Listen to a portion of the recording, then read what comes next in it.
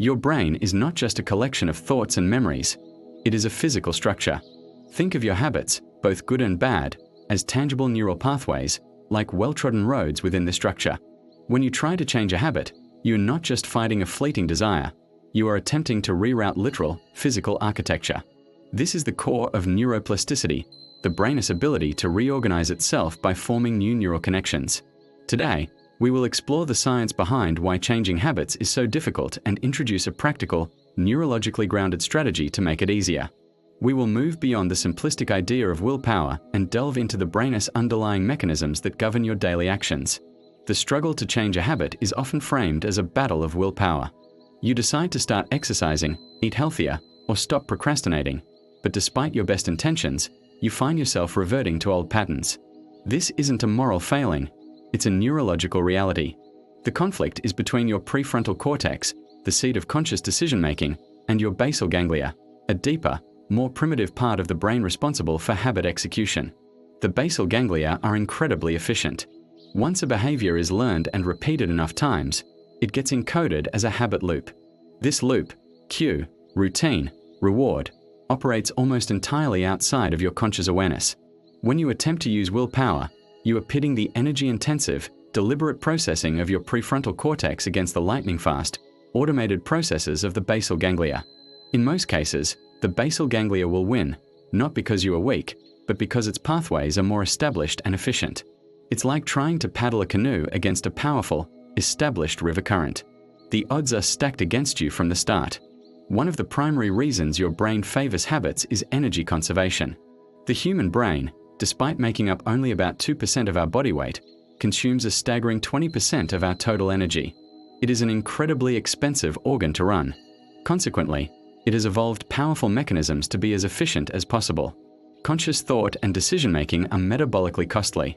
Every time you have to consciously decide what to do next, you are burning significant mental energy. The basal ganglia's solution to this problem is to create habit loops. By automating routine behaviors, the brain outsources these tasks to an autopilot system that requires very little conscious oversight and, therefore, very little energy. This is why you can drive a familiar route home from work while your mind wanders, or brush your teeth without thinking about the specific motions. Your brain is not being lazy, it is being incredibly efficient. When you try to break a habit, you are forcing your brain to switch off this energy-saving autopilot and engage the energy-draining manual control of the prefrontal cortex. Your brain naturally resists this because it goes against its fundamental operating principle of conserving energy. This resistance manifests as a distinct feeling, a concept we can call limbic friction. When you contemplate doing something new or difficult, something that is not an established habit, your limbic system, particularly the amygdala, can generate a subtle or not so subtle signal of discomfort. It's that feeling, that internal pushback you experience when you think about going to the gym after a long day or starting a challenging project. This friction is your brain's protective mechanism, signaling that you are about to engage in an activity that will be cognitively and metabolically expensive. It's an internal alarm that says, "Warning, high energy expenditure ahead. Are you sure you want to proceed?" Conversely, when you think about slipping into an old, comfortable habit, like scrolling through your phone, there is no friction. The pathway is smooth and well established. Overcoming limbic friction is a key battle in habit formation. The initial resistance is the hardest part. If you can push through that initial signal, the friction often dissipates as you begin the activity. The challenge lies in overriding that primitive, energy-conserving alarm system. So, if our brains are so committed to old habits, how do we create new ones? The process involves both building new pathways and dismantling old ones. The dismantling happens through a process called synaptic pruning. Your brain operates on a use it or lose it principle. Neural connections that are frequently used become stronger, faster, and more myelinated, wrapped in a fatty sheath that speeds up signal transmission. Connections that fall into disuse become weaker and are eventually pruned away to free up resources. Every time you successfully resist an old habit and perform a new behavior instead, you are doing two things simultaneously.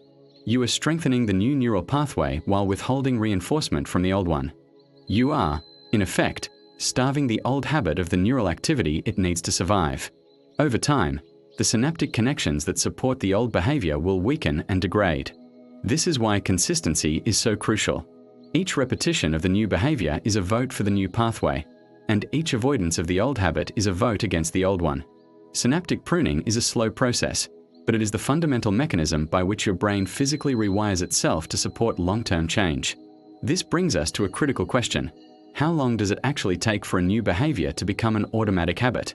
Popular culture often cites the number 21 days, but scientific research suggests a more realistic timeline. A landmark study published in the European Journal of Social Psychology found that, on average, it takes about 66 days for a new behavior to reach a state of automaticity, where it is performed with minimal conscious thought. Importantly, the study also revealed a wide range of variation, from 18 to 254 days, depending on the complexity of the behavior and the individual. This 66-day window is a much more useful and forgiving benchmark. It tells us that building a real, lasting habit is a marathon, not a sprint. Missing a day or two will not reset your progress to zero. The study showed that occasional lapses did not significantly derail the overall habit formation process, as long as the person returned to the behavior quickly. Understanding this timeline helps manage expectations and fosters the persistence needed to navigate the long, gradual process of wiring a new habit into the physical structure of your brain. It's not about being perfect. It's about being persistent over a period of months, not weeks. Now, let's synthesize this knowledge into a single, actionable strategy. We know the biggest hurdle is the initial resistance, the limbic friction generated by your brain to conserve energy. We also know that consistency is key to strengthening new pathways and pruning old ones. Therefore, the most effective strategy is one that minimizes initial friction and makes consistency as easy as possible. This leads us to the 2-minute rule. The principle is simple. When you want to start a new habit, scale it down to a version that takes less than 2 minutes to do. Read more becomes read one page. Go for a run becomes put on my running shoes and walk out the door. Study for class becomes open my notes. The goal here is not to achieve a grand outcome in those 2 minutes. The goal is to master the art of showing up. By making the starting ritual incredibly easy, you bypass the limbic friction. Your brain doesn't register put on running shoes as a high-energy threat, so it doesn't trigger the UA signal. But the simple act of starting often creates momentum. Once you've put on your shoes, you're more likely to go for a walk. Once you've read one page, you might just keep going.